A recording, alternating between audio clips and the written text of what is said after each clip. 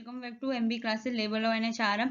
आज हम unit 2 UGC NET paper 1 के रिसर्च एप्टीट्यूड के मोस्ट रिपीटेड पीवाईक्यू सॉल्व करेंगे, जिसमें हमारा फर्स्ट जो टॉपिक है बेसिक पैराडाइम रहेगा। पॉजिटिव पोस्ट पॉजिटिव से लेके रिसर्च एथिक्स तक हम कंप्लीट करने वाले हैं। Then come to the research meaning types characteristic के बेसिस। पहला क्वेश्चन है आपका कि statement 1 positivism believe that reality is single objective that can be measured using scientific methods. Post positive emphasize that reality is subjective then constructed through the human intervention. तो आपको पता है जो पॉजिटिव, अगर आपको इसके अलावा भी मतलब जैसे आप पढ़ सकते हो, तो आपको पता है जो पॉजिटिव में ना वो हमारा क्वांटिटेटिव है, वो कहता है जो साइंस ने प्रूव कर दिया सिर्फ वही ट्रू होगा। ठीक है, तो यस दोनों हमारे ट्रू हैं। और पोस्ट पॉजिटिव कैसा है, जो ह्यूमन इंटरप्रिटेशन, इसके बेसिस पे कि ह्यूमन सब्जेक्टिविटी है, जरूरी नहीं है कि जो प्रूफ हो वही 100% ट्रू हो। ठीक है, तो दोनों हमारे ट्रू हैं। Then come to the question number 2. Match the list research type with the list second objective. अब ये ऑब्जेक्टिव का मैच कर रहा है, तो देखो हमारी जो fundamental applied action exposed factor, तो जो फंडामेंटल है वो कौन सी रिसर्च है, आपको पता है वो नॉलेज बिल्ड करती है। ठीक है, तो हम इसे कह सकते हैं ये क्या करती है, थ्योरी बिल्ड करती है। ठीक है, तो फंडामेंटल की जैसे हम कुछ पढ़ते हैं तो उससे बेसिस पे हमारी थ्योरी जनरेट होती है। देन अप्लाइड क्या होगी, अप्लाइड होती है हमारी प्रैक्टिकल एप्लीकेशन। जब आपने जो कुछ बड़ा जो थ्योरी पढ़ी, अब उसको आपने प्रैक्टिकल में यूज किया, तो वो प्रैक्टिकल एप्लीकेशन रहेगी। देन हमारी एक्शन है, एक्शन होती है आपका सॉल्व इमीडिएट प्रॉब्लम। ठीक है, जैसे क्लासरूम में बच्चों का कोई क्विज लिया, उसके बेसिस पे उन्हें प्रॉब्लम होगी तो तुरंत याद रखना फंडामेंटल हमारी थ्योरी बेस्ड होगी, जो हमारी अप्लाइड होगी जो हमारे प्रैक्टिशन बेसिस पे हमने उसे यूज किया। देन एक्शन जो इमीडिएट जो सॉल्व करते हैं लोकल प्रॉब्लम को। ठीक है, सबसे छोटी रिसर्च होती है उसे हम बोलते हैं action research. Then ex post, post मतलब बाद में, अब एक्सपोज क्या हो गया, explore cause event after the event, post मतलब बाद में। तो यस अब हम ये मिला लेते हैं, ए का थर्ड कहाँ है दो जगह है, बी का हमारा फोर्थ कहाँ है दो एक जगह, तो इसका मतलब हमारा ये करेक्ट आंसर है। ठीक है, then come to the question number 3.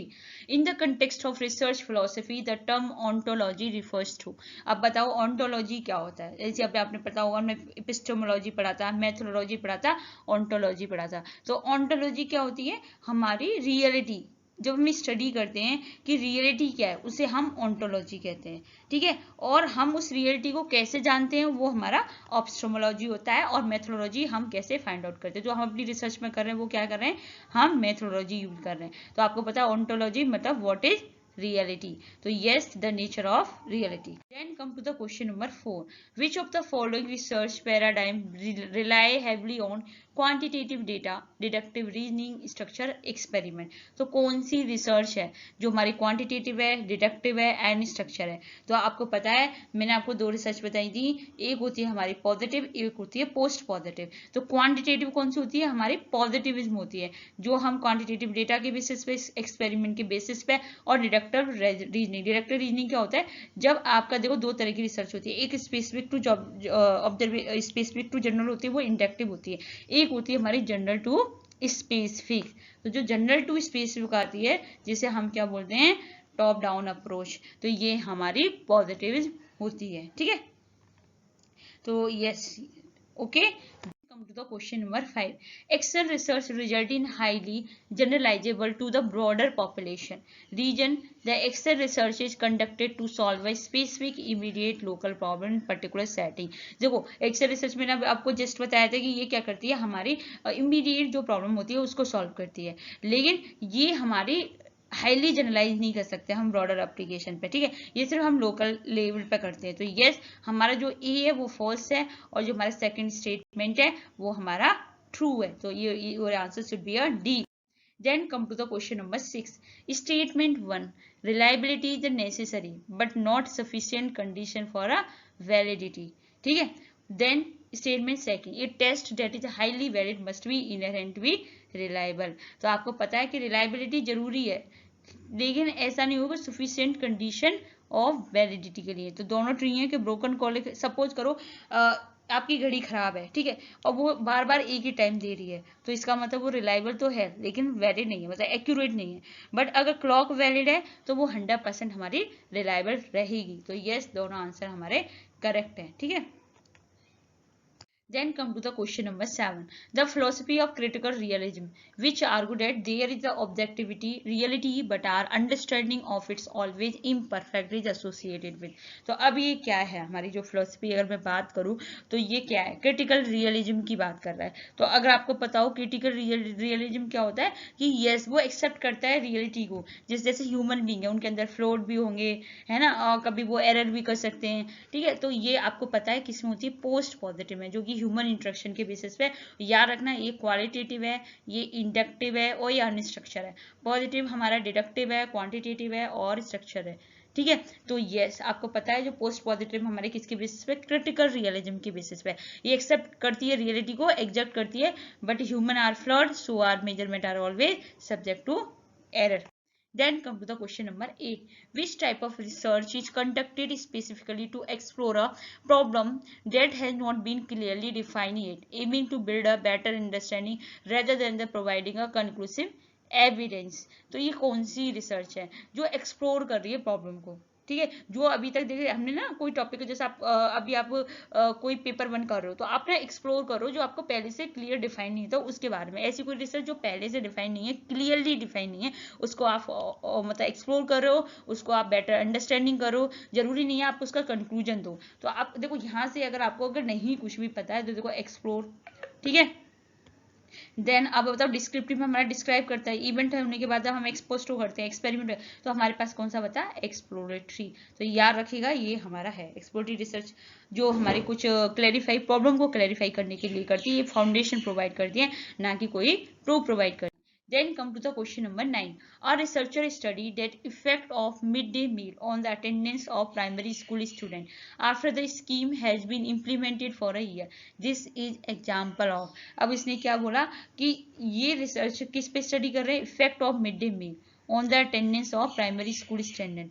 तो जो मिड डे मील का क्या इफेक्ट पड़ता है हमारे जो प्राइमरी स्कूल स्टूडेंट पे after the scheme has been implemented for a year. मतलब 1 साल के लिए आपने मिड डे मील वाली स्कीम चलाई, ठीक है, जो भाई हमारे प्राइमरी स्कूल के स्टूडेंट्स हैं उनके लिए। अब उनका 1 साल बाद देख रहे हो, तो 1 साल बाद मतलब आपका इवेंट हो गया, अब उसके देख रहे हो, तो आपको पता है वो कौन से एक्स पोस्ट फैक्टो हो गए। एक्स पोस्ट फैक्टो मतलब इवेंट, मिड डे मील जो इम्प्लीमेंटेशन वो ऑलरेडी हो चुका है और रिसर्चर अब उसे मैनिपुलेट नहीं कर सकता, फिर उससे सिर्फ देख रहा है, मतलब उसके बारे में स्टडी कर रहा है कि क्या है। Okay, then come to the question number 10. Which of the following is not a core characteristic of good scientific research? कौन सा नहीं है, तो याद रखिएगा, ऑब्जेक्टिविटी होनी चाहिए, रिप्लिकेबिलिटी, वैलिडिटी एंड सब्जेक्टिविटी। तो आपको पता है गुड साइंटिफिक रिसर्च हमारा क्या है, ऑब्जेक्टिव मतलब फ्री फ्रॉम बाइस, कोई भी तरह का आपको एरर नहीं करना।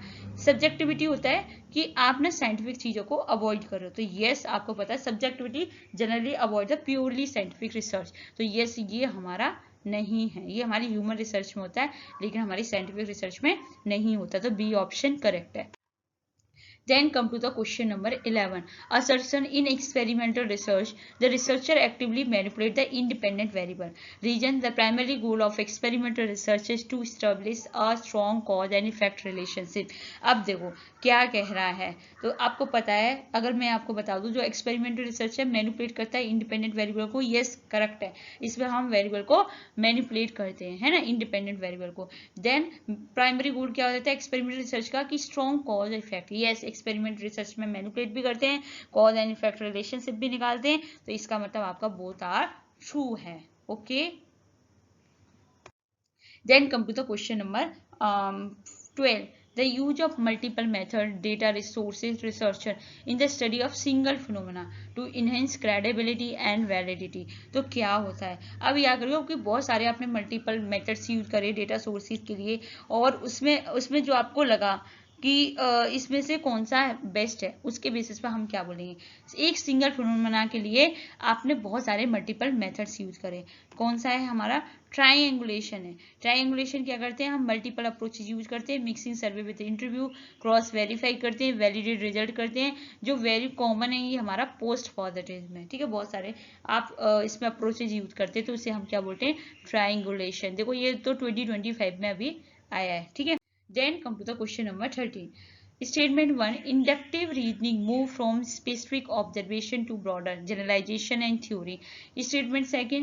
Deductive reasoning is primarily associated with the qualitative research. अब इन्होंने क्या किया, जो हमारी इंडक्टिव रीजनिंग है वो क्या है, स्पेसिफिक टू जनरल। हमेशा याद रखना, जैसे मैंने तो ऐसे डिकोड किया था जैसे आपका आई है ना, ISG, इस तरीके से याद कर लो। और दूसरा जस्ट इसका अपोजिट है, सिर्फ एक रिसर्च को पढ़ो इंडक्टिव को, और उसके बेसिस पे आप दूसरा कर सकते हो। तो अब इन्होंने क्या बोला, deductive reasoning associate with the qualitative. देखो पहला तो आपका ट्रू है क्योंकि ये इंडक्टिव है, लेकिन डिडक्टिव रीजनिंग हमारा क्वालिटेटिव रिसर्च नहीं होती, हमेशा याद रखना, डिडक्टिव में हमारी क्वांटिटेटिव होती है, ठीक है। तो यस हमारा जो स्टेटमेंट 1 इज ट्रू है और स्टेटमेंट 2 इज फॉल्स है, because deductive reasoning general to specific है, तो इसमें हम क्वांटिटेटिव पॉजिटिव सिस्टम यूज करते हैं। और देखो एक सिंक बनाना, एक अगर आपको मैं पढ़ाने का एक तरीका बता दूं, एक तरफ पॉजिटिव लिखना, एक तरफ post positive.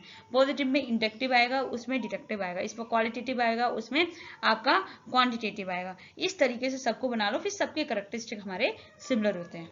Then come to the question number 14. Which type of research aim to accurately portray the characteristic of particular individual situation group without the attempting to find a cause? तो कौन सी research है जिसमें आपने क्या करते हो, accurate जो भी हमारा इंडिविजुअल सिचुएशन ग्रुप है उसके बारे में जानने की कोशिश करते हो, ठीक है, बिना किसी कॉज के जाने।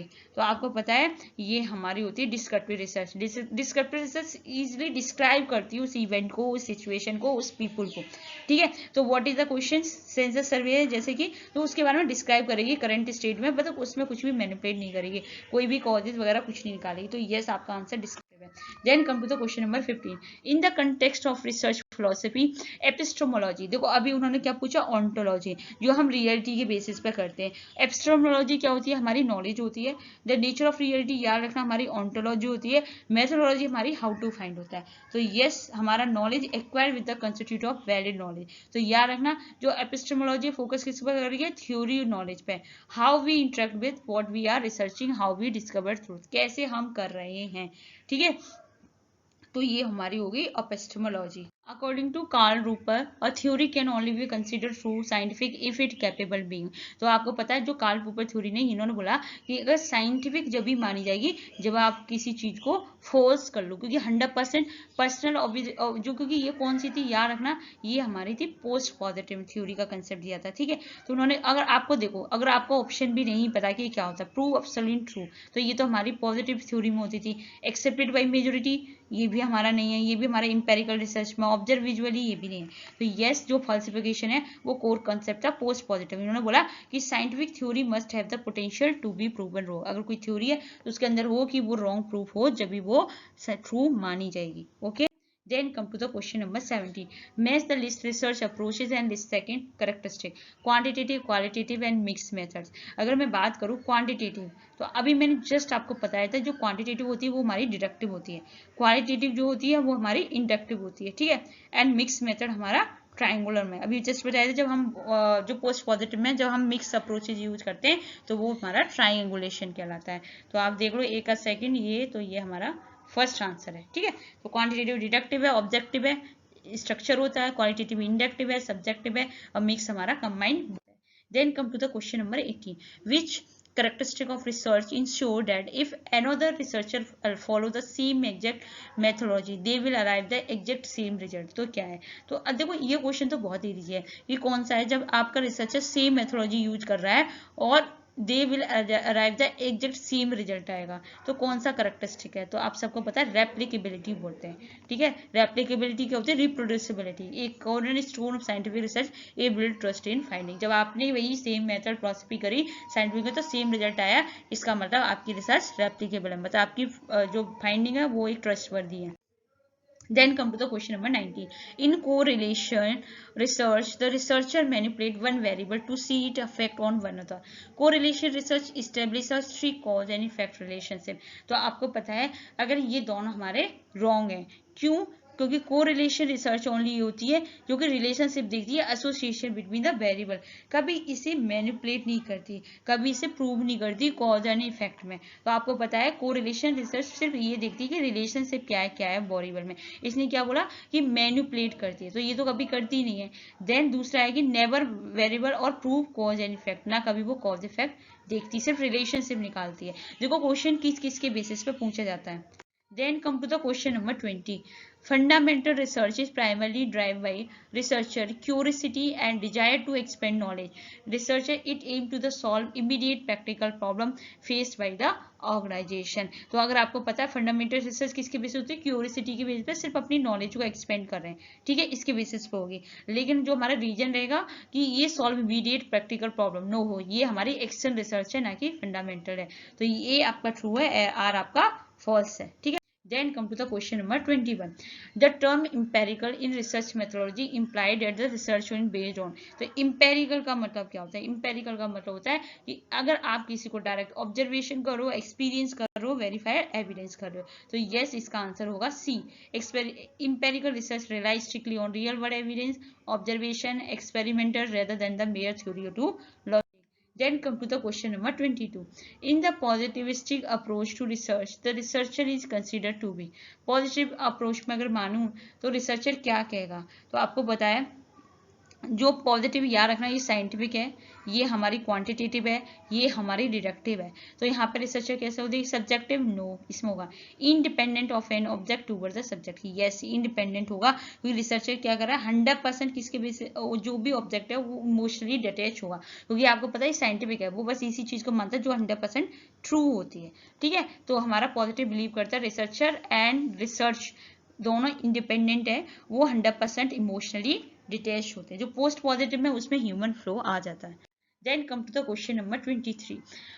Statement 1. Internal validity refers to how confidently one can conclude that the change in dependent variable was solely produced by independent variable. External validity refers to the generalizability of the research finding in the real words. तो yes ये आपका सही है, क्यों? क्योंकि आपको पता है कि जो इंटरनल वैलिडिटी है वो क्या देखता है, आपका क्या देखेगा, कॉज एंड इफेक्ट एक्यूरेसी देखेगा, अंदर की, कोई इसमें आउटसाइड इंटरफेरेंस नहीं होगा, अंदर का देगा।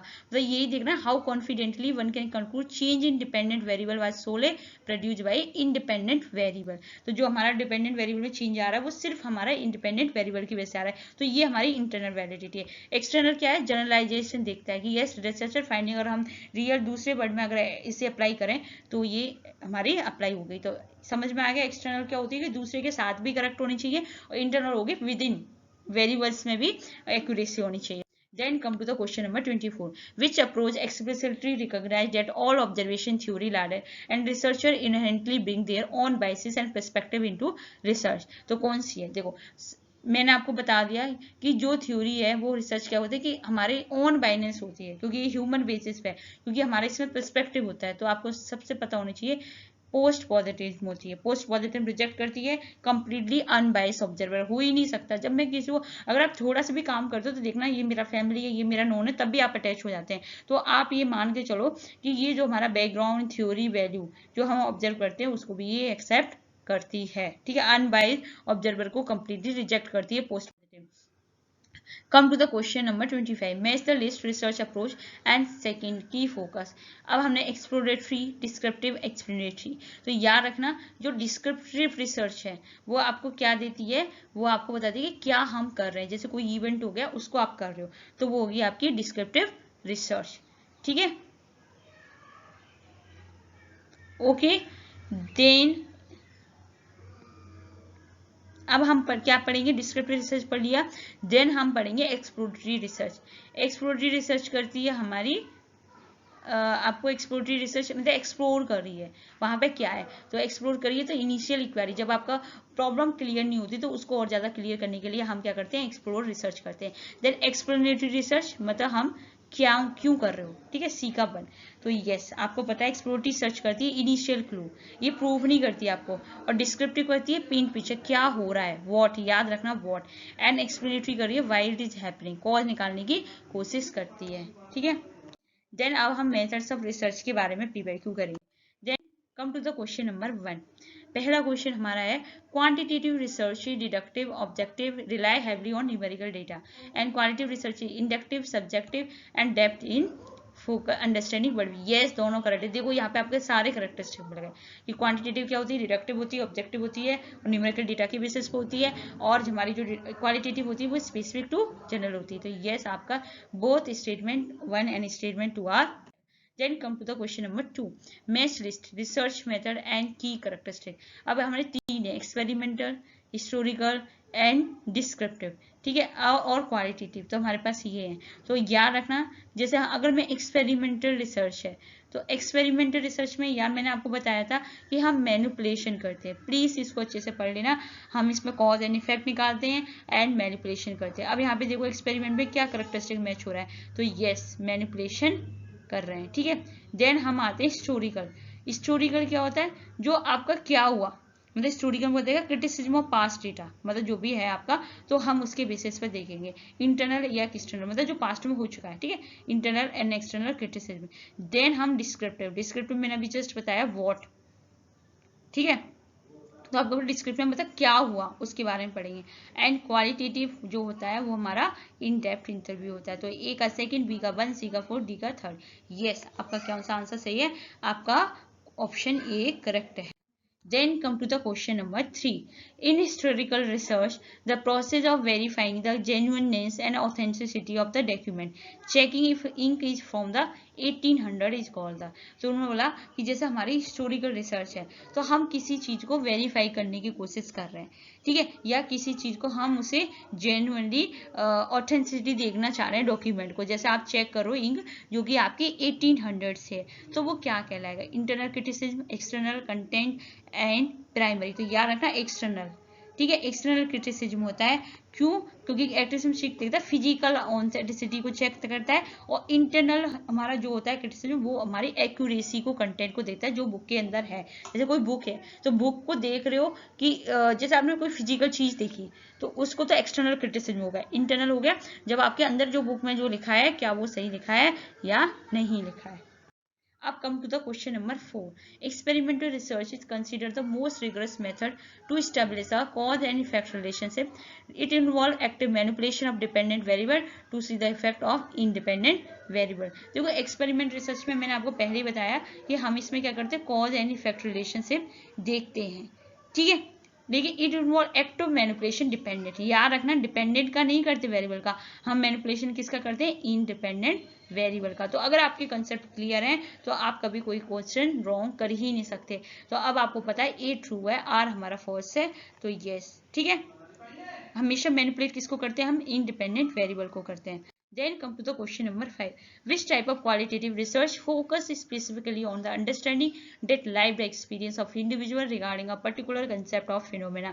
अब कौन सा है क्वालिटेटिव रिसर्च का जो हमारे लाइव एक्सपीरियंस को अंडरस्टैंड करता है, ठीक है, हमारे पर्टिकुलर कंसेप्ट ऑफ फिनोमेना के लिए। तो आपको पता उसे हम क्या बोलते हैं, फिनोमेनोलॉजी बोलते हैं। फिनोमेनोलॉजी क्या होती है, स्टडी करती है sense of live experience, what is it like to survive on earthquake. Ethnography study करती है हमारे कल्चर को। तो प्लीज इसको आप कंफ्यूज मत होना, ये हमारे कल्चर एथनोसेंट्रिक से याद रखना अपने कल्चर के बारे में।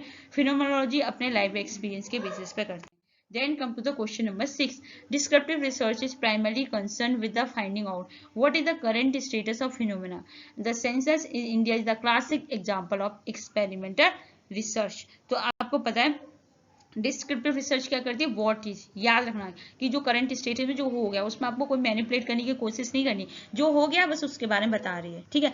Then the census of India is classic example, नहीं, जो सेंसस है इंडिया है ना वो क्लासिक एग्जांपल है डिस्क्रिप्टिव, क्योंकि आप कुछ उसमें चेंज नहीं कर रहे हो, जो हो रहा है उसके बारे में आप इन्फॉर्मेशन लिख रहे हो। तो ये डिस्क्रिप्टिव रिसर्च है, इसमें भी आपका जो स्टेटमेंट सेकंड रॉन्ग है, स्टेटमेंट फर्स्ट हमारा ट्रू है, ठीक है। तो आपका ऑप्शन हमारा सी होगा। Then come to the question number 7. Mass list, qualitative design and list with a core focus.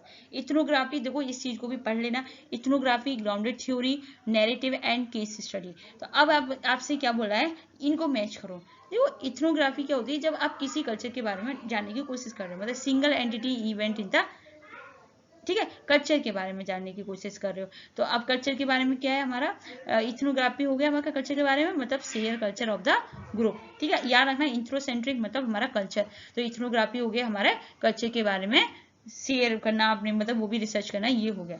Then ground theory क्या होती है, ग्राउंड थ्योरी होती है हमारी जब थ्योरी आप डेवलप करते हो डेटा से, जब किसी डेटा से आप थ्योरी डेवलप करते हो उसे हम ग्राउंड थ्योरी बोलते हैं. एंड नैरेटिव क्या हो गया, नैरेटिव हो गया लाइफ स्टोरी ऑफ इंडिविजुअल. जैसे कहते हैं एक नैरेटिव सेट कर दिया तो अपनी लाइफ स्टोरी बता रहा है, उसके बेसिस पे करते हैं. देन केस स्टडी हमारी क्या हो गई, केस स्टडी होगी सिंगल एंटिटी इवेंट, कोई इवेंट होगा उसके बारे में आप डिटेल में जा रहे हो. तो याद रखना इथनोग्राफी हमारी होगी कल्चर के बारे में, ग्राउंड थ्योरी होगी हमारी जब आप डेटा के बेसिस पे थ्योरी डेवलप करते हो. देन नैरेटिव आप अपनी स्टोरी बता रहे हो. देन आपका केस स्टडी उसके बारे में बहुत डीप सिंगल स्टडी कर रहे हो. Then come to the question number 8. Qualitative research usually rely on non-probability sampling method like a proposive or snowball sampling. The goal of qualitative research is to the gain in-depth understanding from a specific expert cases, not to generalize to the whole population. तो yes आपको पता है ये true है. क्यों, क्योंकि देखो qualitative research क्या है हमारी नॉन प्रोबेबिलिटी सैम्पलिंग मेथड्स पे होती है, जैसे पर्पजिव हो गया ना, क्योंकि आप देखो उसमें आप कैलकुलेट नहीं कर सकते हो, आप उसमें मेजर नहीं कर सकते हो. इसमें ह्यूमन का सैम्पलिंग मेथड जैसे पर्पज हो गया, स्नोबॉल सैम्पलिंग हो, ये हो गया. गोल क्या है, क्योंकि क्वालिटेटिव रिसर्च का एक ही गोल होता है डेप्थ में अंडरस्टैंडिंग करना. ठीक है, ना कि आप किसी को जनरलाइज करना पूरी पॉपुलेशन, उसको अच्छे से समझना. तो यस आपका ट्रू है, it doesn't need random sampling, क्योंकि इसमें आप रैंडम सैम्पलिंग नहीं कर सकते. आपका पर्पस क्या है रिसर्च का, उसके बेसिस पे करोगे ना, पूरे वर्ल्ड की पॉपुलेशन थोड़ी ना लेके आओगे वहां पे. Question number 9. Which research method is best suited if researcher want to study a culture practices and social behavior of an isolated tribal community in Andaman Island? तो अब कौन सी रिसर्च मेथड हमारा सूट करेगा, किसके बारे में कर रहे हैं, culture practices and social behaviour. हम एक ट्राइबल कम्युनिटी की कर रहे हैं एडमिन. तो आपको पता है जो ये होती है वो हमारी होगी इथनोग्राफिक मेथड्स में. इथनोग्राफिक इन्वॉल्व करता है कि researcher emerging themselves in specific culture community. जब आप किसी स्पेसिफिक कल्चर कम्युनिटी के बारे में रिसर्च करते हो for a extend period study their behaviour, then वो हमारा इथनोग्राफिक कहलाता है.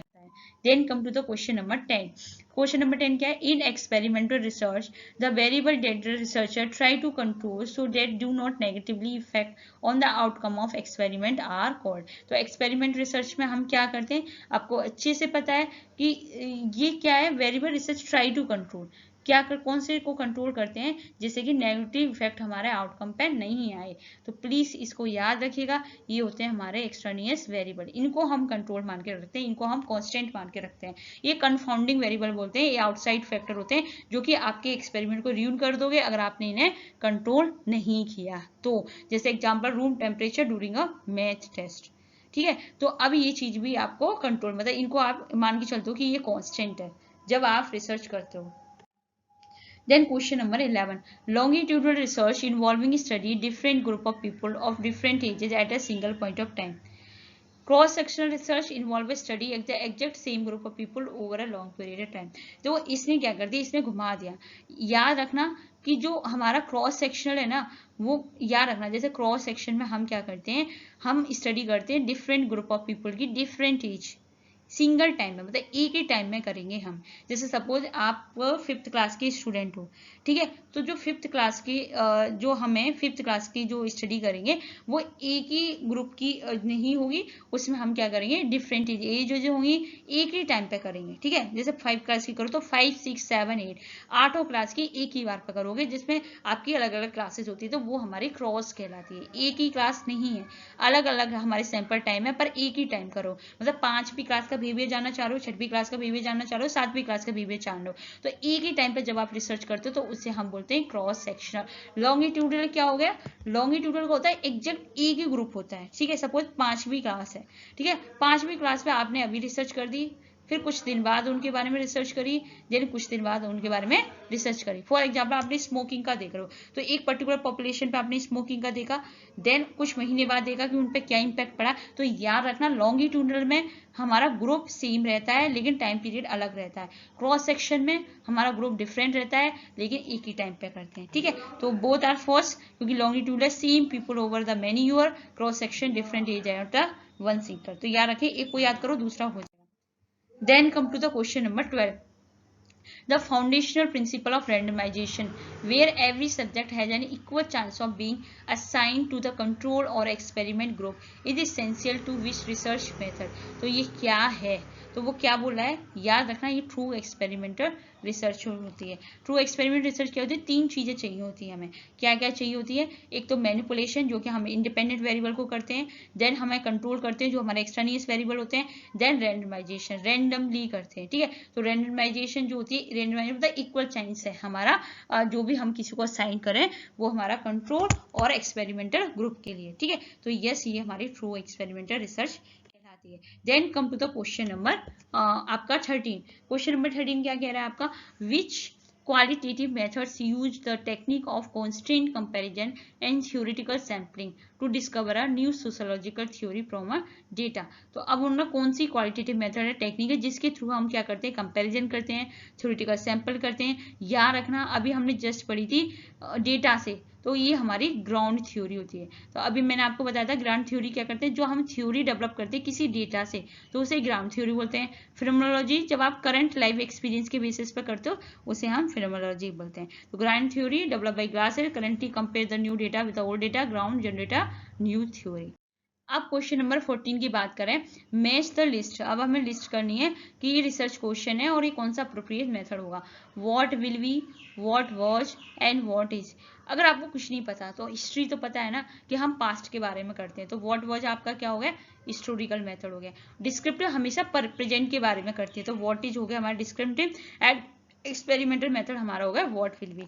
तो yes, what is descriptive current status, what was historical and what was experimental, मतलब प्रेडिक्टिव आपने पहले से हाइपोथेसिस डेवलप कर दी, उसके बेसिस पे आउटकम डेवलप कर दिया। Then come to the question number 15।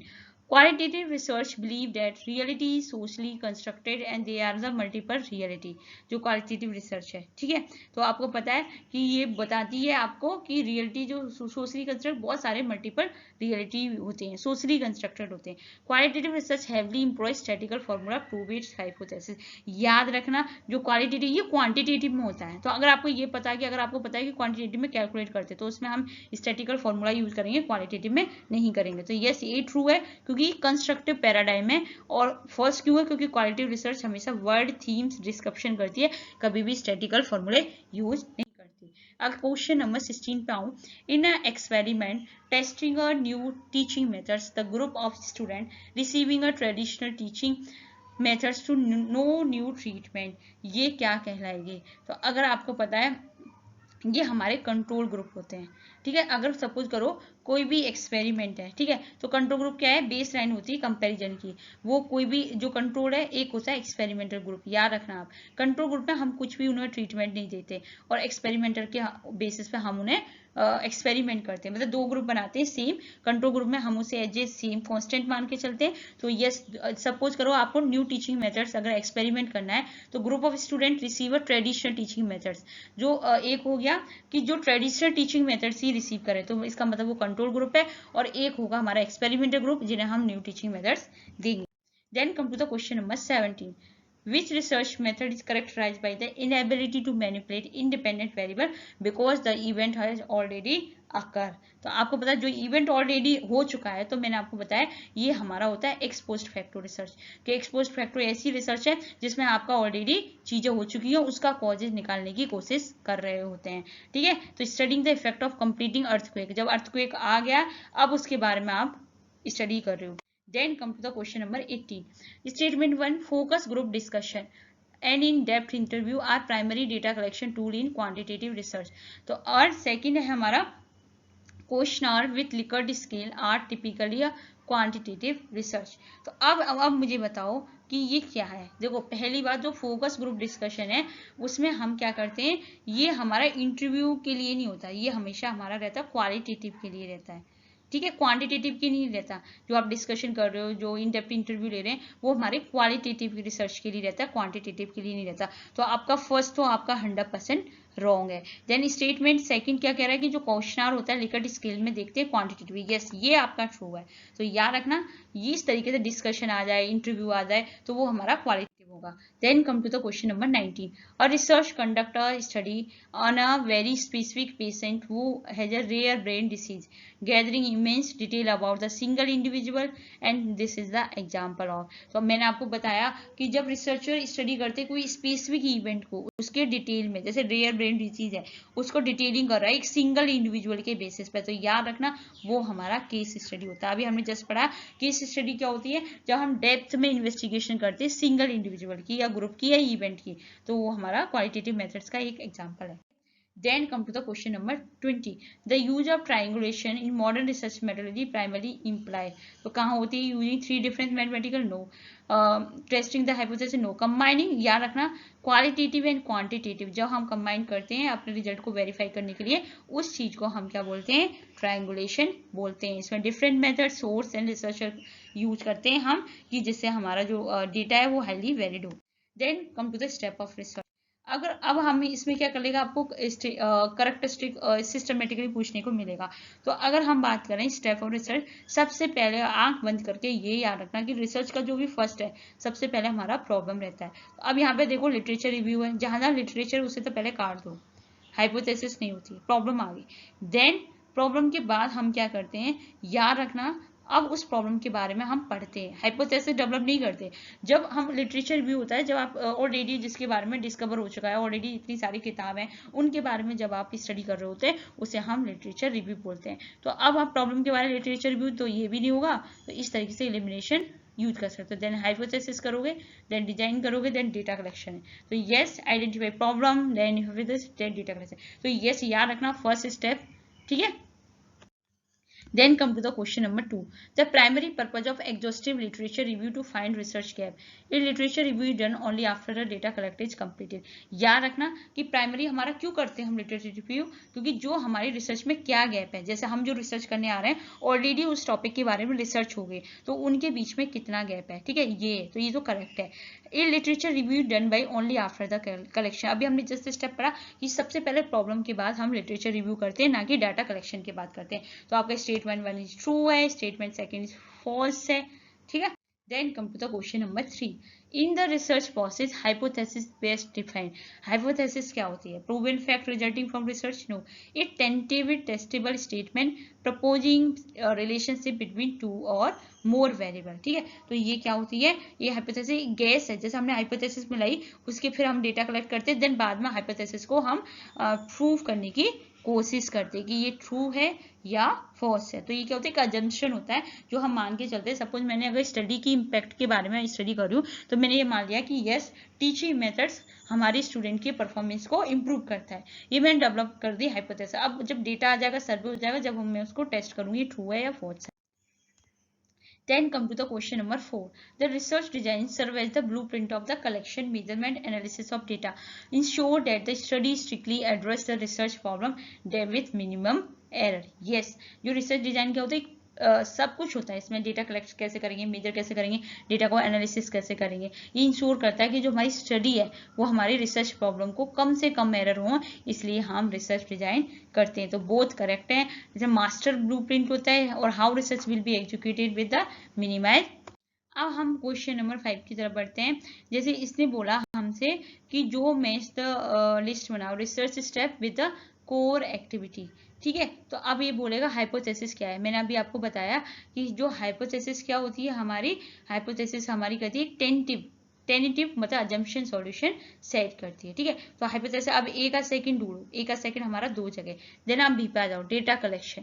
तो डेटा कलेक्शन जो होता है हमारा बी का, तो वो हमारा क्या करता है, यूजिंग किसके थ्रू हम डेटा कलेक्ट यूज करते हैं, क्वेश्चनर और इंटरव्यू के थ्रू। अब बी का 3 है तो इसी में है हमारा, ठीक है, ए आंसर हो गया। देन सी हमारा जो है डेटा एनालिसिस। तो आपको पता है जो डेटा एनालिसिस हम किसके थ्रू करते हैं, एसपीसीएस एनोवा सॉफ्टवेयर के थ्रू कर रहे हैं। देन जनरलाइजेशन हमारा जो होता है वो हमारा किसके बेसिस पे होता है, applying finding to the population, ठीक है, okay. Then come to the question number 6. At which specific stage of the research process null hypothesis explicitly tested? तो कौन सी स्टेज पे? तो याद रखना ड्यूरिंग लिटरेचर रिव्यू नहीं, लिटरेचर रिव्यू में तो हम बनाते भी नहीं है, फॉर्मुलेशन रिसर्च डिजाइन में नहीं करते, ड्यूरिंग डाटा कलेक्शन में भी नहीं करते, जब हम डेटा एनालिसिस करते हैं, जब अपनी हाइपोथेसिस को हम टेस्ट करते हैं, ठीक है। तो null hypothesis zero statistically tested, जो हम देखते हैं कि वो अनोवा है, काई स्क्वायर है, इसके इन मेथड्स के थ्रू हम टेस्ट करते हैं। Then come to the question number 7. Formulation of research problem is the most crucial and difficult step in research process. A well-defined problem is considered a half solved. Yes, आपको पता है कि जो हमारे research problem है वो सबसे ज़्यादा डिफिकल्ट स्टेप होता है। अगर आपने अच्छी से प्रॉब्लम को डिफाइन कर दी तो आपकी आधी प्रॉब्लम सॉल्व हो जाएगी, ठीक है। Then come to the question number 8. A small scale preliminary study conducted before the main research to check the feasibility and improve the research design is called. ठीक है, तो क्या है? तो जब हम ना बड़े लेवल पे नहीं करते, जैसे बड़े लेवल पे हम सैम्पलिंग करते हैं, अब हमने क्या किया, छोटा सा स्टडी कंडक्ट किया मेन रिसर्च होने से पहले कि ये जो मेरी फिजिबिलिटी है इस रिसर्च में कुछ पॉसिबिलिटी है या अपने रिसर्च डिजाइन को इम्प्रूव करने के लिए, तो याद रखना उसे हम बोलते हैं पायलट स्टडी, ठीक है। पायलट स्टडी ऐसी है, फिजिबिलिटी स्टडी है जो हम ट्राइड करते हैं, रन करते हैं, स्मॉल सैंपल टेस्ट लेते हैं, जिसके बेसिस पे हम देखते हैं कि हमारी रिसर्च में क्या क्या कमी है, कैसे हम करेक्ट कर सकते हैं। Then come to the question number 9. Qualitative research is study usually do not start with a rigid predefined hypothesis. Qualitative research is inductive and aim to generate a theory rather than the testing existing one. तो yes दोनों true हैं, क्योंकि हमारी जो होती है वो qualitative हम उससे स्टार्ट नहीं कर सकते प्री डिफाइंड हाइपोथेसिस से, ठीक है। और क्वालिटेटिव रिसर्च क्या इंडक्टिव है, वो जनरेटेड थ्योरी करेगी किसके बेसिस पे, जो पहले से टेस्ट हमारे हो रखे हैं एग्जिस्टिंग वन जो भी है। तो यस आपको याद हो क्वांटिटेटिव हमारी जो होती है वो हाइपोथेसिस से स्टार्ट होती है क्योंकि वो डिडक्टिव है, और क्वालिटेटिव एक्सप्लोर करती है डेटा को क्योंकि वो हाइपोथेसिस में हमारे डिडक्टिव है। Then come to the question number 10. Which of following describe the process of defining variable measure in terms of during research design phases? तो कौन सा प्रोसेस है जो डिफाइन करता है हमारे वेरिएबल को इन मेजरिंग टर्म में जब हम रिसर्च डिजाइनिंग फेसेस में होते हैं? Generalization, operationalization, triangulation, classification. तो आपको पता हो तो ये होती है हमारी ऑपरेशनलाइजेशन है, क्योंकि जो ऑपरेशनलाइजेशन होता है उसका मतलब फजी कंसेप्ट, मतलब happiness into measurable term like a score 1 to 10 happiness scale, ठीक है। तो जब हम ये जो प्रोसेस है जो वेरिएबल को डिफाइन कर रही है, मेजर कर रही है रिसर्च डिजाइन में, उसे हम ऑपरेशनलाइजेशन बोलते हैं। Then come to the question number 11. In the sequence of research step, what is the immediate following the data collection stage? अब वो डाटा कलेक्शन के बाद कौन सा आता है? तो सबको पता है डाटा कलेक्शन के बाद आता है, जैसे आपने डेटा कलेक्ट कर दिया तो डाटा प्रोसेस एनालिसिस आएगा, ठीक है। तो यह डाटा कलेक्शन के बाद आपका उसको प्रोसेस करोगे, एनालिसिस करोगे, उसका मीनिंग निकालोगे। Then come to the question number 12. Statement 1. Target population is entire group of individuals to which researchers are interested in generalizing the conclusion. Then sample is a larger group derived by combining a multiple population. तो देखो हमारा पहला तो सही है, क्योंकि जो target population क्या होती है, एंटायर ग्रुप होती है जिसमें हम इंटरेस्टेड है। सपोज मुझे ना रिसर्च करनी है ग्रेजुएशन वर्कर, ग्रेजुएशन स्टूडेंट के लिए, तो जितनी भी ग्रेजुएशन है ऑल ओवर इंडिया के वो हो रही है मेरी टारगेट पॉपुलेशन, ठीक है। और इस sample is a larger group drive by combining multiple population. याद रखना ये आपका रॉन्ग है, क्योंकि आपको पता है सैंपल क्या होता है हमारा स्टेट में स्मॉल होता है, तो ये सबसेट ऑफ पॉपुलेशन है ना कि कॉम्बिनेशन है, ठीक है। सबसेट है, उसका पॉपुलेशन का एक छोटा सा हिस्सा है। जैसे अगर अब मुझे फिजिबल पूरा वर्ल्ड इंडिया लेवल पे तो मैं टारगेट नहीं कर सकती हूँ, तो मैंने क्या कर दिया अपने स्पेसिफिक लोकेशन के बेसिस पे टारगेट के ग्रुप बना लिया, सैम्पलिंग कर दी, ठीक है। Then come to the question number 13. At the report writing stage, the section that contain a list of all books, journal, websites cited in research तो क्या कहलाती है? तो आपको पता है जब रिपोर्ट राइटिंग स्टेज में जब आप सारे बुक्स, जर्नल, वेबसाइट का करते हो तो वो हमारी बिब्लियोग्राफी एंड रेफरेंस होता है। रेफरेंस क्या होता है? जो एग्जैक्टली आपने उनसे सोर्सेज लिया है, और बिब्लियोग्राफी जिनके लिए आपने पढ़ा है भले ही उन्होंने नहीं लिया है। तो रेफरेंस बिब्लियोग्राफी की सारी लिस्टेड होती है हमारी अपेंडिक्स में, ठीक जी, okay. Then question number 14. Question number 14 क्या है? Sampling is essential step in quantitative research is generally impossible to costly to time consuming to study every single unit of entire population. Yes, आपका ये true है, क्योंकि sampling हमारी जरूरी है quantitative research के लिए, इम्पॉसिबल है too costly to time consuming every single unit entire population की लेने के लिए। इसलिए हम क्या करते हैं? सैंपल लेते हैं, पूरी पॉपुलेशन से डेटा गैदर नहीं कर सकते। ठीक है, तो both A R true and R correct expression of. Then question number 15, match the list. ठीक है, अब ये बोलेगा definition research term, independent variable, dependent variable, external variable. याद रखना कि अगर मैं बात करूं आपको इंडिपेंडेंट वेरिएबल, इंडिपेंडेंट वेरिएबल क्या होता है? ठीक है, जिसे हम मैनिपुलेट कर सकते हैं। ठीक है, जिसको हम मैनिपुलेट कर रहे हैं वो हमारा इंडिपेंडेंट है, और जो आउटकम आ रहा है जिसको हम मेजर कर रहे हैं वो हमारा डिपेंडिंग है, और एक्सट्रानियस हो गया, कन्फाउंडिंग हो गया, वो हमारे अनवांटेड वेरिएबल होते हैं। तो यस, हमारा ए सही है, क्योंकि मैनिपुलेट करते हैं डिपेंडेंट में, जो हमारा मेजर करते हैं, जिसको हम मेजर करते हैं वो डिपेंडेंट होता है, एक्सट्रानियस वेरिएबल हो गया हमारा unwanted interfere. Then come to the question number 16. Research object must be formulated clearly before defining the research problem. Then the objective provides a specific actionable goal and for the research. तो आपको पता है कि research object must be formulate before defining. देखो, research से पहले हम कोई रिसर्च ऑब्जेक्टिव नहीं करते, पहले हम क्या करते हैं? रिसर्च प्रॉब्लम होती है। तो हमारा जो फर्स्ट स्टेप है वो हमारी प्रॉब्लम होती है, देन उसके बाद हम ऑब्जेक्टिव सेट करते हैं। तो पहला तो आपका रॉन्ग हो गया। ऑब्जेक्टिव कैसा? Specific actionable goal for the research, ये हमारा करेक्ट हो। Then come to the question number 7. The step of generalization in research methodology primarily implies generalization. तो generalization में क्या करते हैं? याद रखना कि जो हमारी generalization होती है उसमें हम क्या करते हैं? फाइंडिंग जो आती है उसको हम ब्रॉडर टारगेट पॉपुलेशन पे यूज करते हैं। तो फाइनल स्टेज होती है जहां हम कंक्लूड करते हैं कि ये ट्रू है सैंपल, और इसे हम एंटायर पॉपुलेशन पे भी यूज कर सकते हैं। Then come to the question number 18. Which of the following is essential requirement of formulating a good research hypothesis? तो क्या चाहिए हमें hypothesis, अच्छी hypothesis के लिए? It must be completely proven. Yes. ठीक है, तो अब जरूरी नहीं है वो आपकी proven हो।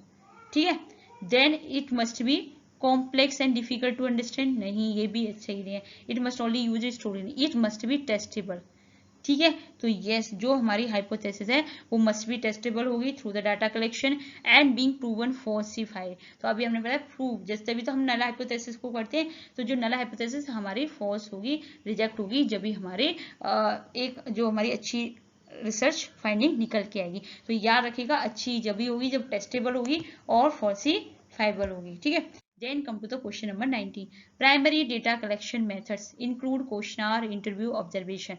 Primary data refers to original data collected the first hand, especially on research purpose. Yes, दोनों हमारे सही हैं, क्योंकि आपको पता है प्राइमरी डेटा हम इंक्लूड जो हमारी क्वेश्चनर ऑब्जर्वेशन होते हैं, जो हमारा डायरेक्टली जहां फर्स्ट हैंड से हम जब कलेक्ट करते हैं वो हमारा होता है। सेकेंडरी क्या होता है? जब आप गवर्नमेंट वेबसाइट रिकॉर्ड बुक से करते हैं तो वो हमारा secondary data. Then in the format of writing और रिसर्च रिपोर्ट, एब्स्ट्रैक्ट क्या होता है? तो आपको पता है एब्स्ट्रैक्ट क्या होता है? Detailing step by step description. No, ये ब्रीफ समरी होती है पूरी रिसर्च पेपर की, जो कि हमारी 150 to 250 वर्ड्स होती है। तो कंसाइज समरी होती है बिगनिंग में, जब रिसर्च पेपर हम लिखते हैं ना उससे पहली होती है, और ये रीडर क्या पता है उसे एक आइडिया लग जाता है कि यस इसमें क्या है, पर्पज क्या है, मेथड्स क्या है, फाइंडिंग क्या है। देन अब हम पढ़ेंगे thesis and article writing, format and style difference. अब देखो किस तरीके से क्वेश्चन पूछता है, एपीए, एमएलए, आईए, चिकागो। अब आप मिलाओ, तो देखो याद रखना जो हमारी एपीए है वो हमारी हमेशा सोशल साइंस में, जैसे आप अगर एमबीए के हो, अगर आप पीएचडी वगैरह कर रहे हो तो आप एपीए वाला फॉर्मेटिंग यूज करोगे। ठीक है, सोशल साइंस के लिए। देन हमारा एमएलए जो होता है वो हमारा लिटरेचर के लिए होता है, जैसे इंग्लिश हो गया, हिंदी हो गया। तो प्लीज अपना तो याद रखो, अगर आपको अपना पता है तो एक आ 3 है तो 2 जगह है। ठीक है, एक आ 3, तो अब आप इसमें से देखो कौन सा हो सकता है। ठीक है, एमएलए का भी आपको पता है कि लिटरेचर होता है। देन ट्रिपल ई है, तो आई ट्रिपल ई हमारे किसके लिए होता है? अगर आपको पता हो तो इंजीनियरिंग के लिए होता है। ठीक है, और चिकागो हो गया हमारा हिस्ट्री एंड फाइन आर्ट्स के लिए। तो अगर आपको 2-3 भी पता ना, एपीए जो आपका सोशल साइंस के लिए होता है, एमएलए आपका लैंग्वेज के लिए होता है, ई आपका इंजीनियर के लिए होता है, जो बच्चा को चाहे उसे आप हिस्ट्री के लिए होता है चिकागो। ठीक है, तो इस तरीके से आप यूज कर सकते हो। Then come to the question number T.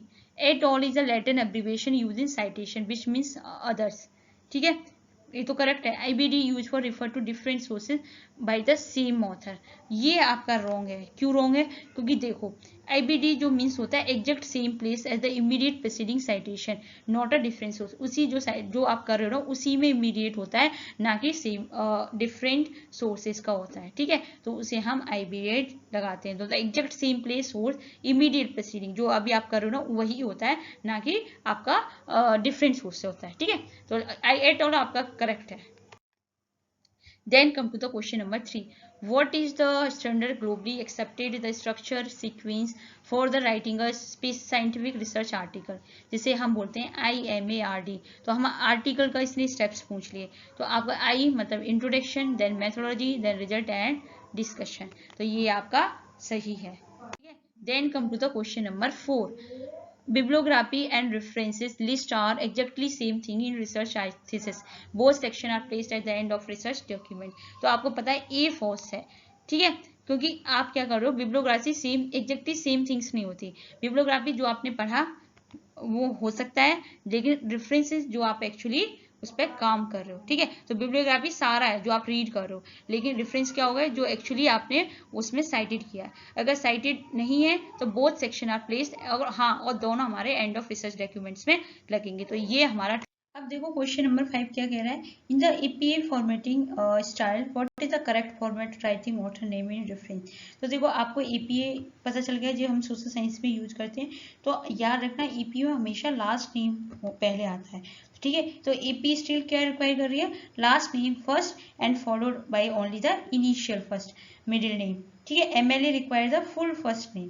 तो इस तरीके से आपको करना है। तो अगर आपने देखा कि यस जो last name followed by the first senior, जैसे जे स्मिथ की जगह आएगा स्मिथ जी, ठीक है। Then come to the question number 6. Footnote are placed at the bottom of the exact same page where the citation occurs, ठीक है। And note are placed at the very end of chapter in the entire book. तो अब ये क्या कह रहा है कि यस आपको पता है दोनों सही है। फुट नोट तो हमें एग्जैक्ट सेम पेज पे जहाँ पे साइटेशन हो रही है, एंड नोट हमारे एंड चैप्टर में होता है। तो यस दोनों हमारे सही हैं। Then come to the question number 7. Match the list Latin abbreviation and उनका फुल फॉर्म बताना, ठीक है। मीनिंग, तो लिस्ट सेकेंड है हमारा meaning, OP.CIT, LOC.CIT, et all and viz, ठीक है। तो अगर आपको कुछ भी नहीं पता, बस इतना पता है कि जो एट ऑल होती है जो आपने सुना हुआ है, एंड अदर्स होती है। अब आपने क्या किया, सी को 1 लगाया, सी को 1 आपका 3 जगह है, अब प्रॉब्लम खड़ी होगी। देन अब आपको पता है OPCIT होती है, वो होती है वर्क साइटेशन प्रीवियसली, जहाँ पे आपने उसको जो काम किया वहाँ पे ऑलरेडी साइट किया हुआ है प्रीवियसली। तो ए का आप सेकंड लगाया। अब ए का सेकंड सी का 1 कहाँ कहाँ है, ए का सेकंड सी का 1 सिर्फ फर्स्ट में है। देन अब IOCD-CID की बात करूं, exact same place site previously, same place पे, तो वो हमारा ये हो जाएगा। देन विज की बात करो तो नेमली एज ए फॉलो, ठीक है। तो यस ये आपको पढ़ लेना। OP साइट मतलब opere site in the work cited, LOC site मतलब loco cited in the exact place space cited at all, and at all होता हमारा एंड अदर, विच होता हमारा नेमली, ठीक है। Then come to the question number 8. Which of the following element is typically not included in preliminary page front matter of the PhD thesis. कौन सा नहीं होती, डिक्लेरेशन सर्टिफिकेट ये तो होता है, टेबल कंटेंट्स होता है, एक्नॉलेज, रिसर्च मेथोडोलॉजी नहीं होती, ठीक है। तो आपको पता है रिसर्च मेथोडोलॉजी कोर चैप्टर है, वो मेन बॉडी ऑफ थीसिस है। तो प्रिलिमिनरी पेज करते तो उसमें टाइटल, पेज, एब्स्ट्रैक्ट, एक्नोलॉजी भी कंटेंट होते हैं। Then come to the question number 9. What is the abbreviation of DOI?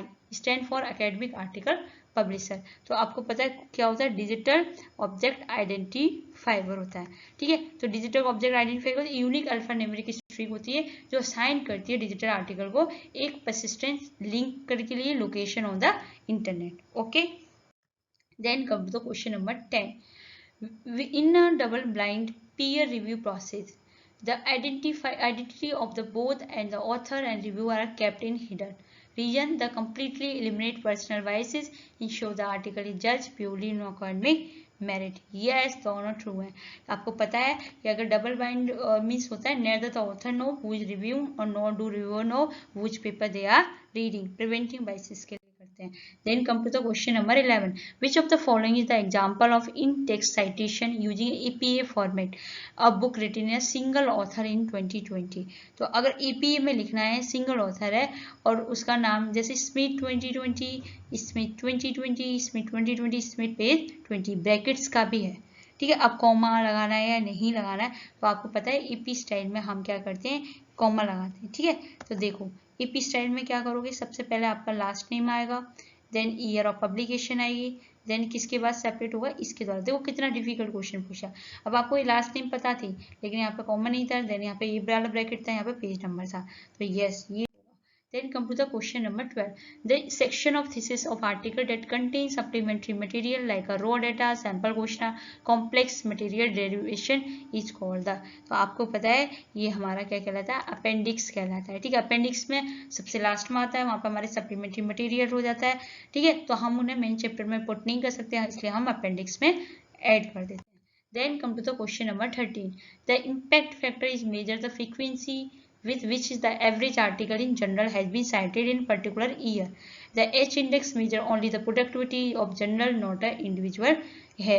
तो अब आपको पता है कि देखो पहला तो आपका स्टेटमेंट करेक्ट है क्योंकि इम्पैक्ट फैक्टर क्या मेजर करता है, फ्रीक्वेंसी, कि कितना आप आर्टिकल जनरल एक ईयर में कर रहे हो। लेकिन जो H इंडेक्स है वो आपकी प्रोडक्टिविटी जनरल की नहीं देखता, वो इंडिविजुअल ऑथर की देखता है। याद रखना जो H इंडेक्स है वो क्या देखता है, आपकी इंडिविजुअल की प्रोडक्टिविटी देखना है, इम्पैक्ट क्या हो रहा है, ठीक है। Primary use to measure the productivity and citation impact to individual author, ठीक है। तो प्लीज इसको आप करेक्ट कर लेना। Then come to the question number 40. In standard thesis writing, what is the correct chronological sequence of main core chapter, क्या sequence है। तो आपको पता है अगर हम चैप्टर की बात करें तो सबसे पहले हम इंट्रोडक्शन लेते हैं, then literature review, then methodology, then data analysis and calculation.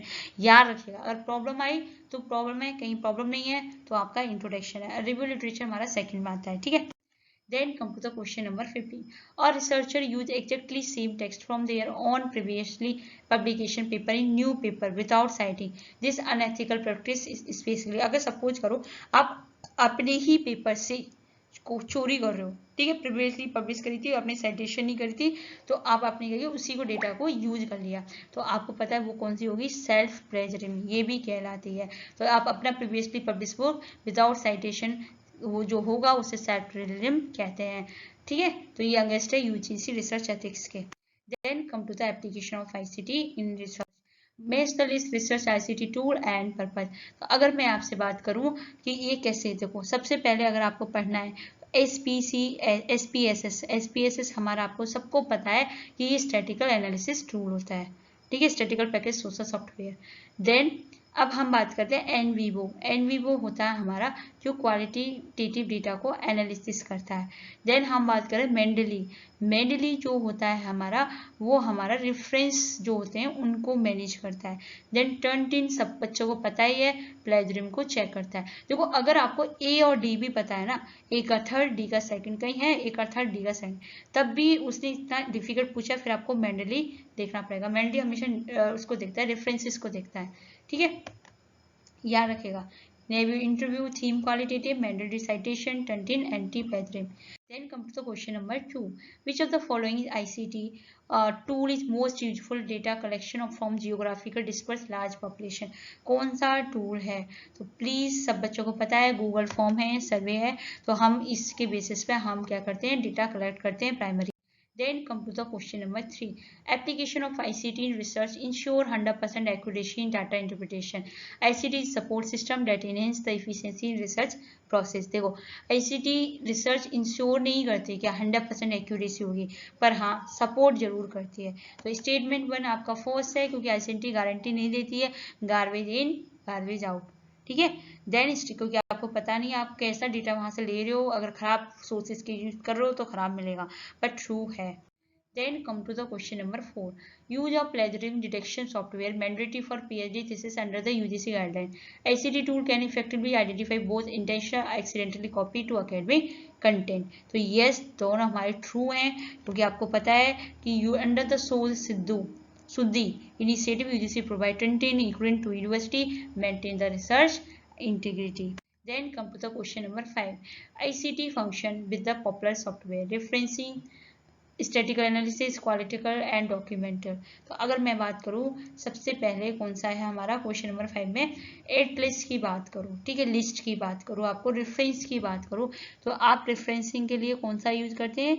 अभी हमने मेंडली पढ़ा था एंड जेटोरो, ठीक है, इससे रेफरेंस के लिए यूज करते हैं। देन स्टैटिकल के लिए सब बच्चों को पता है स्टैटिकल सॉफ्टवेयर है हमारा ये है। क्वालिटेटिव के लिए हमारा कौन सा आएगा?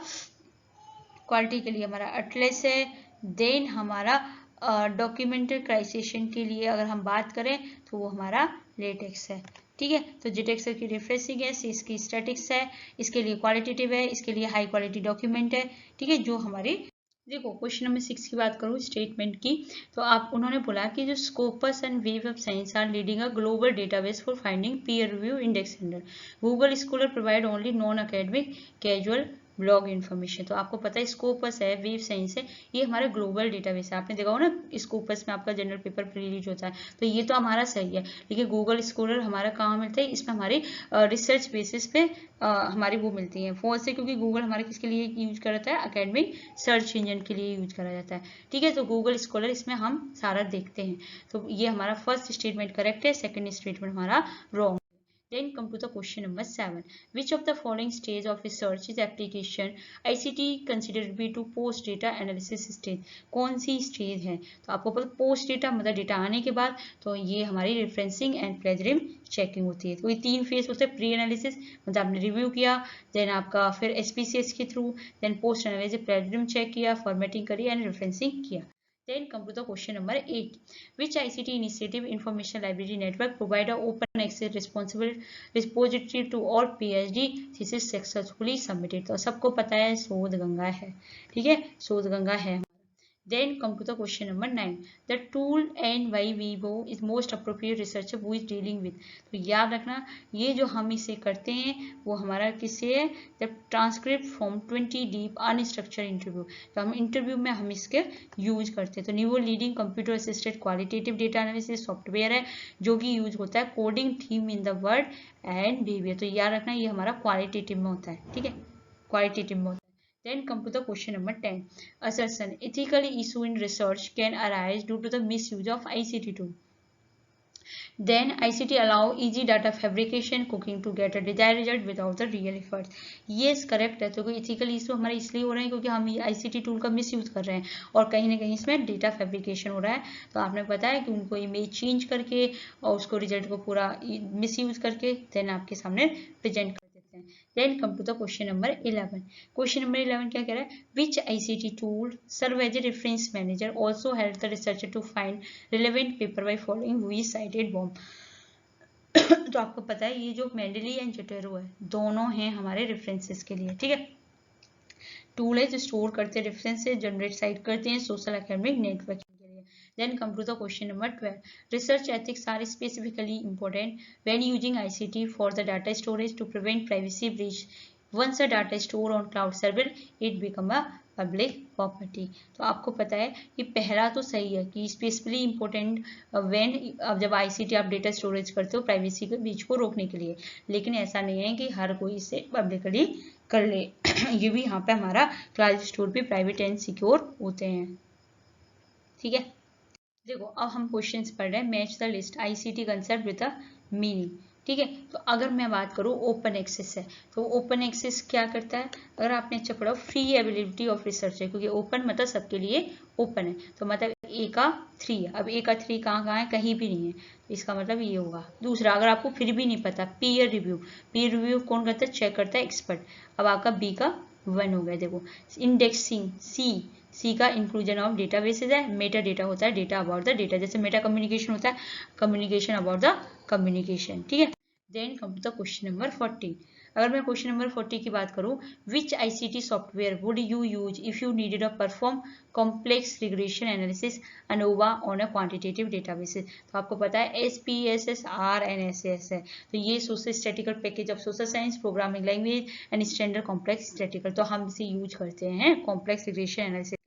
Then come to the question number 15. Digital repository like a information library network have reduced the gap between the urban and rural researcher. They provide equal access to world-class journal and these regardless of researcher location. तो आपको पता है कि दोनों correct है, क्योंकि ये information वो अर्बन रूरल के बेसिस पे नहीं देखती, वो सबको equally across the India provide कराती है। Then come to the research ethics. अब हम रिसर्च एथिक्स के बारे में पढ़ें तो at the which stage of research process ethically issue consider the most critical and vulnerable. तो कौन सा है, तो अगर आपको अच्छे से पता होगी तो आपको पता है data collection and interpretation.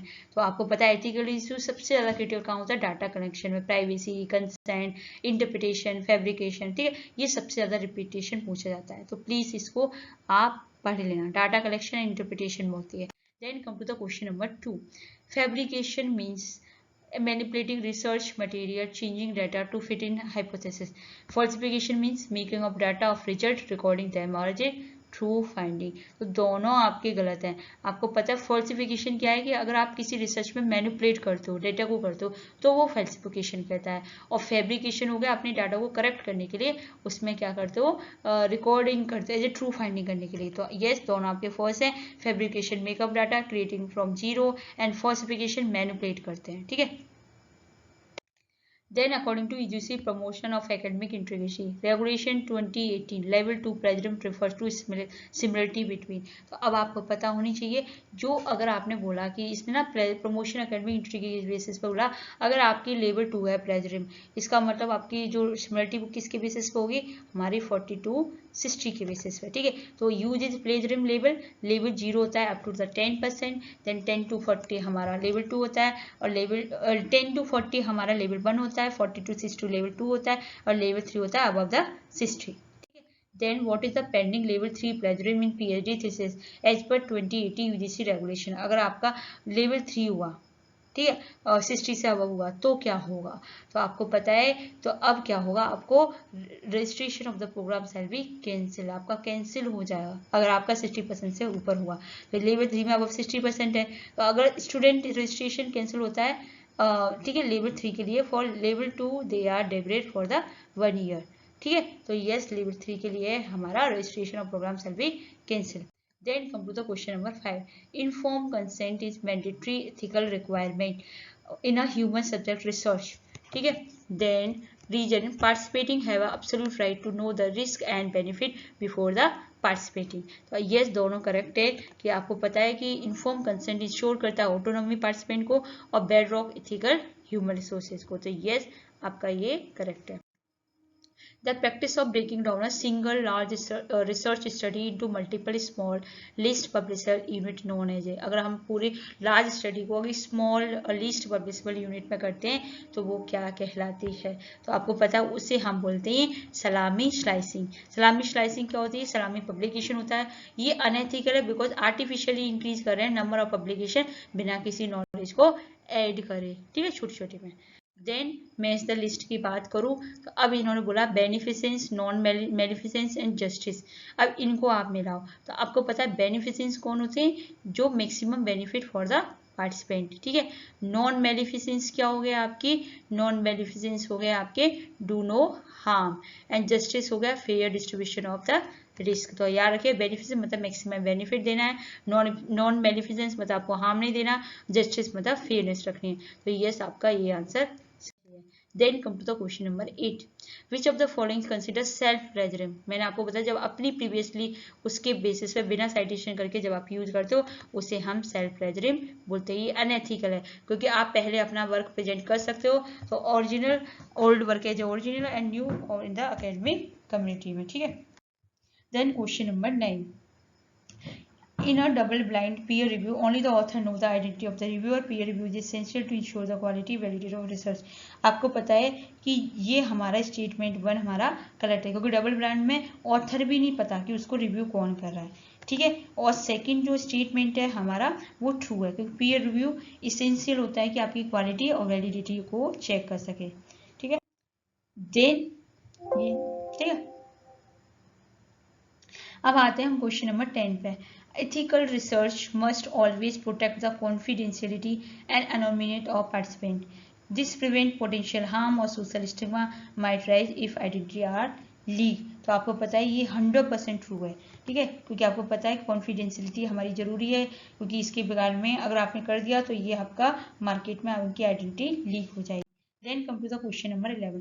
Which committee or panel is responsible for overseeing, approving ethical aspect of the human research in a university level? तो कौन सा कमिटी रिस्पॉन्सिबल है, ठीक है, एथिकल के बेसिस पे, तो अगर आपको पता हो तो इंस्टीट्यूशन ऑफ एथिक कमिटी है, ठीक है, एथिक कमिटी है, वो अप्रूव करेगी किसी भी रिसर्च को ह्यूमन पार्टिसिपेशन बिफोर स्टार्ट होने से पहले।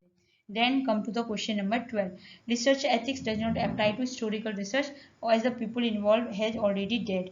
Reporting negative non-significant result also ethical duty of researcher. तो yes, आपका स्टेटमेंट हमारा क्या है, इनकरेक्ट है, यार अप्लाई होंगे, ठीक है। देन हमारा स्टेट, क्योंकि ethics like honesty citation apply and everywhere, पर स्टेटमेंट सेकंड हमारा ट्रू है कि कहीं ना कहीं हमें पब्लिकेशन के बेसिस के रोकती है। Then come to the question number 13. According to 2018 UGC regulation, which are following the excluded from plagiarism check? कौन सा हमारा इसमें से excluded है? देखो, इंट्रोडक्शन एब्स्ट्रैक्ट, ये तो इंक्लूड होता है रिसर्च मेथोडोलॉजी। देखो, bibliography, generic term, standard equation, ये हमारा कंसीडर नहीं किया जाता। जनरल टर्म हो गए, लॉ हो गए, सिंबल हो गए, डेफिनेशंस हो गए, है ना, इनको नहीं करते।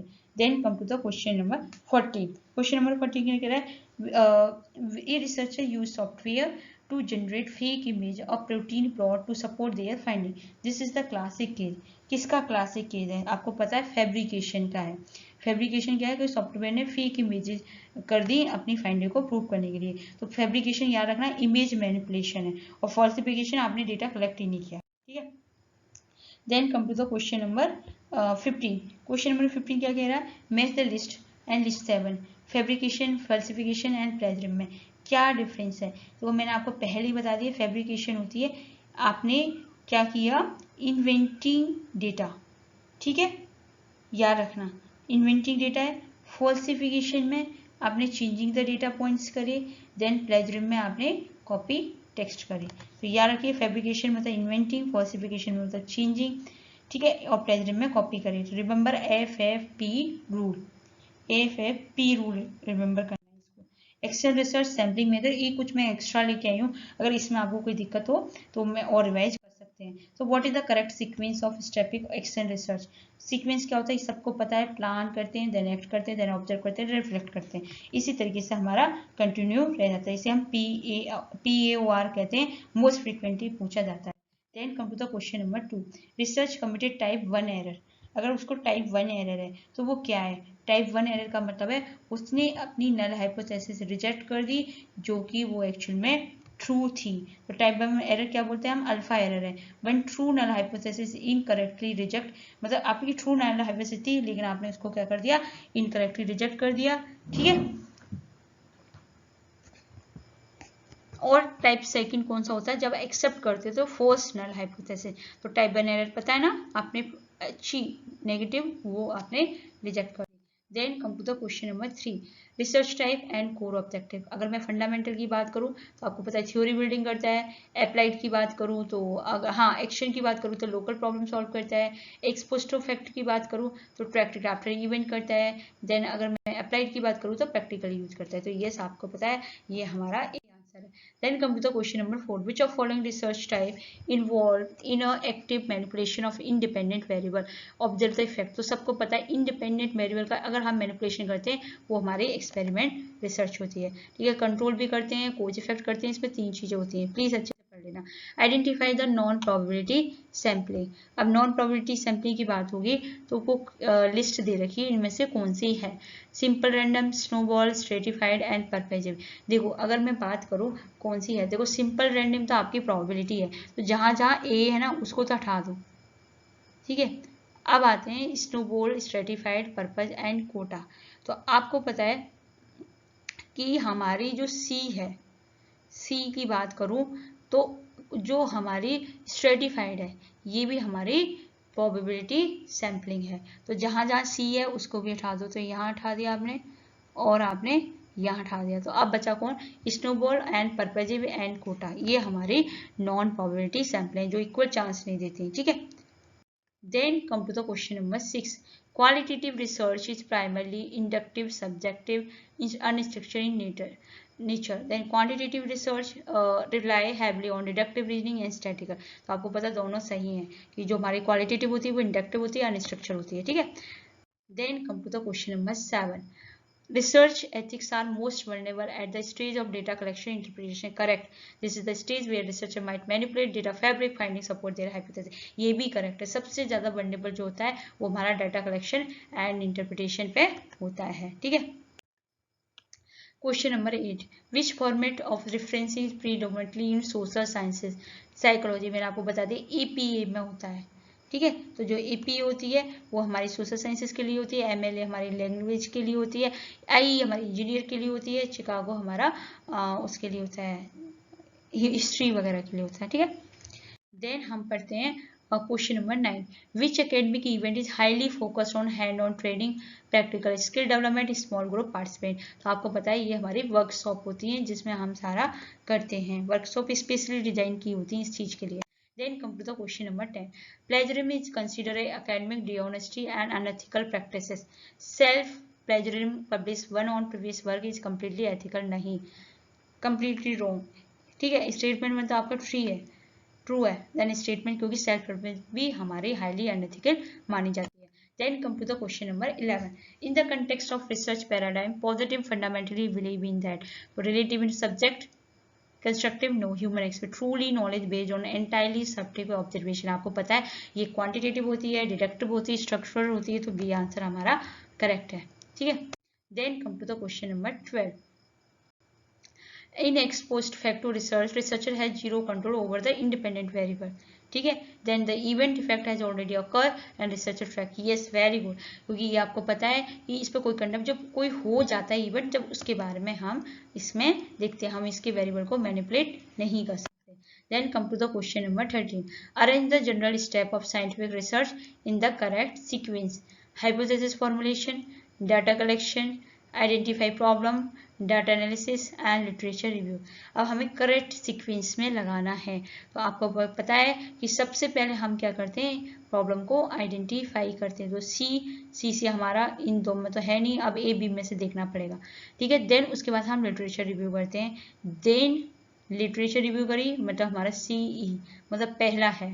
देन उसके बाद हाइपोथेसिस करते हैं, देन डेटा कलेक्शन करते हैं, देन उसको एनालिसिस करते हैं, ठीक है। Then come to the question number 14.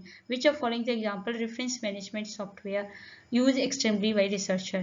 तो अभी हमने पढ़े थे Mendeley and Jotaro, ठीक है, ये दोनों हैं, ये यूज करते हैं। Then come to the question number 15. Statement 1. The null hypothesis generally proposed that there is no significant difference between relationship between variable. Statement 2. The primary goal of researcher to usually accept the null hypothesis. तो आपको पता पहला statement तो true है, ठीक है, लेकिन दूसरा स्टेटमेंट आपका रॉन्ग है, क्योंकि आपको पता है हमारा प्राइमरी गोल क्या करता है कि रिजेक्ट करना नल हाइपोथेसिस को, जिससे कि हमारी अल्टरनेटिव हाइपोथेसिस प्रूव हो जाए। Thank you so much. अब आपका जो रिसर्च एप्टीट्यूड थे उसके 135 मोस्ट रिपीटेड क्वेश्चन मैंने करा दिए हैं। अब प्लीज आप जाओ और देखो और मुझे कमेंट सेक्शन में बताओ आपके कितने करेक्ट थे। Thank you so much. Keep watching, keep sharing.